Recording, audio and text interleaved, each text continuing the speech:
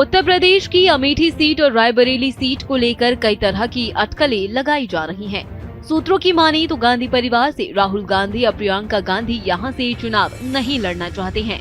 अगर ऐसा होता है तो अमेठी में स्मृति ईरानी का आराधना मिश्रा से मुकाबला देखने को मिल सकता है।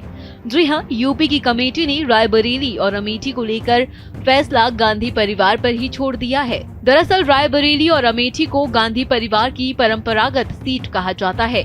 इस सीट से इंदिरा से लेकर राजीव गांधी और सोनिया से लेकर राहुल गांधी समेत गांधी परिवार के आधा दर्जन सदस्य अमेठी या रायबरेली से सांसद रहे हैं। इस बार के लोकसभा चुनाव में भी कांग्रेस पार्टी ने यूपी में अखिलेश यादव के साथ हुए समझौते में ये दोनों सीटें अपने ही पास रखी हैं। अब सवाल ये है कि गांधी परिवार इन परंपरागत सीटों पर अपनी सियासी विरासत किसे सौंपेगा। तो चलिए इस वीडियो के जरिए बताते हैं कि आखिर किसे कांग्रेस अमेठी सीट से अपना उम्मीदवार बना सकती है।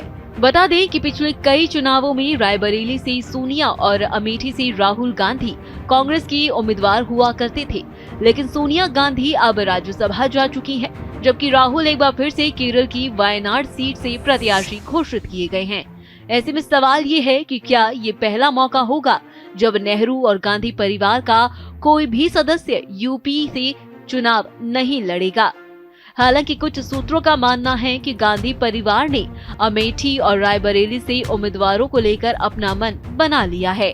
अमेठी सीट पर ब्राह्मण परिवार की एक ऐसी तेज तर्रार महिला नेता आराधना मिश्रा को उम्मीदवार बनाने की तैयारी कर रहा है, जिनके परिवार ने सियासी रसूख होने के बावजूद मुश्किल वक्त में भी कांग्रेस पार्टी का साथ नहीं छोड़ा।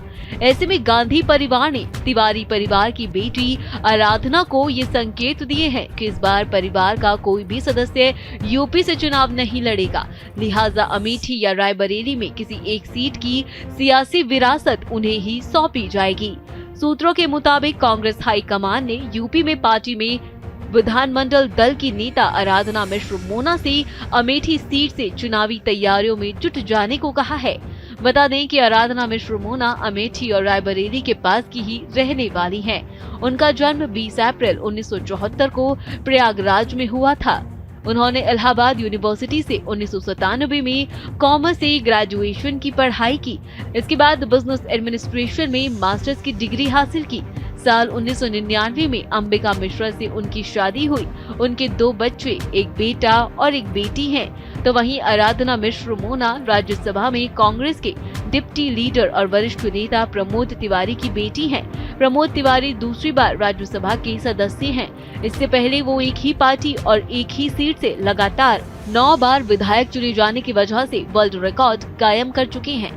बता दें कि साल 2013 में प्रमोद तिवारी ने प्रतापगढ़ की रामपुर खास सीट को बेटी आराधना को सौंप दिया था, जिसके बाद साल 2014 में हुए विधानसभा उपचुनाव में वो पहली बार इस सीट से विधायक बनी।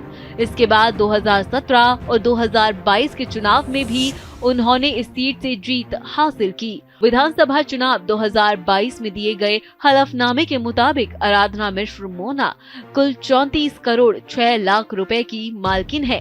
उनके ऊपर किसी तरह की कोई देनदारियां भी नहीं है। ऐसे में माना जा रहा है कि आराधना मिश्र मोना के जरिए गांधी परिवार अमेठी की अपनी परंपरागत सीट को बीजेपी के कब्जे से वापस छीनने की फिराक में है। बीजेपी ने वहां केंद्रीय मंत्री स्मृति ईरानी को तीसरी बार उम्मीदवार बनाया है। कांग्रेस पार्टी आराधना मिश्र मोना को मैदान में उतारकर लड़ाई को महिला बना महिला करना चाहती है। बता दें कि आराधना मिश्र मोना प्रतापगढ़ में जन्मी हैं और वहीं की रामपुर सीट से लगातार तीसरी बार विधायक रह चुकी हैं और तेज तर्रार और जुझारू छवि की हैं।